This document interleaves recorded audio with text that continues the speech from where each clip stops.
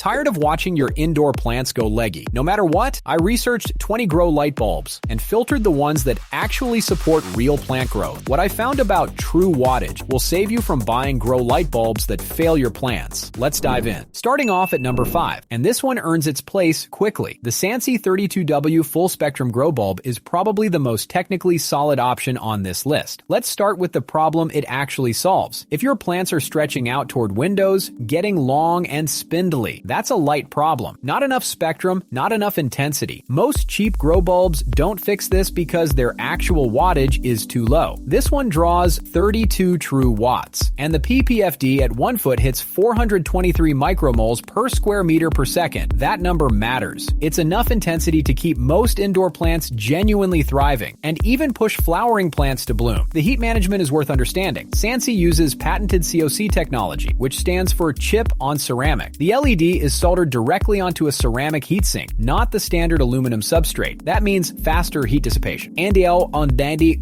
zijn kusherkoer eu per drijtrand neens ding chisheen en opshasechao. Apopolon discover it is the ball on the richer satage grow light show. Downside lights call this out as a real difference. Running a light 7 or 8 hours a day indoors, a cooler bulb matters. Here's something that genuinely matters in a living space. This doesn't look like a grow light. 4000 Kelvin with a color rendering index close to 100 reads as natural daylight, not the unsettling purple glow of a lot of grow alternatives. Drop it into a regular floor lamp or pendant fixture. It looks normal. 2 things to keep in mind. First, the bulb is heavier than average. In an articulating arm lamp, that weight can cause sag, worth planning for before you set up. Second, maintain at least 8 inches of distance. The output is strong enough to dry out leaves when placed too close. SANSI backs this with a 5-year protection plan. One buyer had a flickering issue after 6 months and got a replacement shipped quickly, no friction. That kind of support is worth factoring in. If you've been cycling through cheaper bulbs that don't deliver, this is the cleaner investment. The link is in the description. At number 4, we've got the Briignite 11-watt full spectrum grow bulbs. And the thing that stands out here isn't the performance, it's the fact that you'd never know these are grow lights. Most grow bulbs glow purple or red. They're effective, but they make your living room look like a science experiment. These run at 4000 Kelvin, so they appear as natural white light to your eyes. Put these in a floor lamp in your living room, and nobody walking in would notice anything different. That's a genuine design win. Now, under the hood, the spectrum still covers the red and blue wavelengths plants actually need. The 4000 Kelvin appearance is essentially a cosmetic layer over a targeted grow spectrum. Smart. And at 11 watts drawing actual power while delivering the equivalent brightness of a 100-watt bulb, the energy cost is minimal. The E26 base fits any standard lamp socket. Screw it in, turn it on. No special fixtures, no adapters. People have dropped these and they hold up. The plastic and aluminum body handles it better than glasswood. Running cool is the other big deal here. 8 to 10 hours a day. Moyant when still cool to the touch. That's exactly what you want when your plant is sitting close to the bulb. Heat damage is a real concern with grow setups, and this sidesteps it entirely. Here's where to temper expectations. At 11 watts, this covers general houseplants well. Herbs, leafy greens, tropical foliage. But for tomatoes or anything that needs serious light intensity, you'll need the bulb positioned close and the light running for longer stretches. A few people noted that one bulb wasn't quite enough coverage. 2 lamps is a more realistic setup for most plants. There's also one durability note. One user had a bulb fail at around 4 months of use. Most seem to hold up fine, but